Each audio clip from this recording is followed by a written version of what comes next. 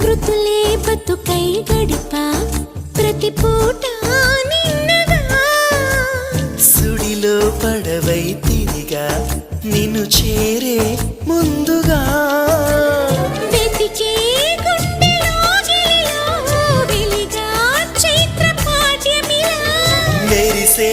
కంటి పాపనలో వెలిసా నిత్య పౌర్ణమిలా ఎందుకిలా అల్లినదో వన్నెల వెన్నెల కాంతివల ఎవరో రావాలి అనువాస నేడు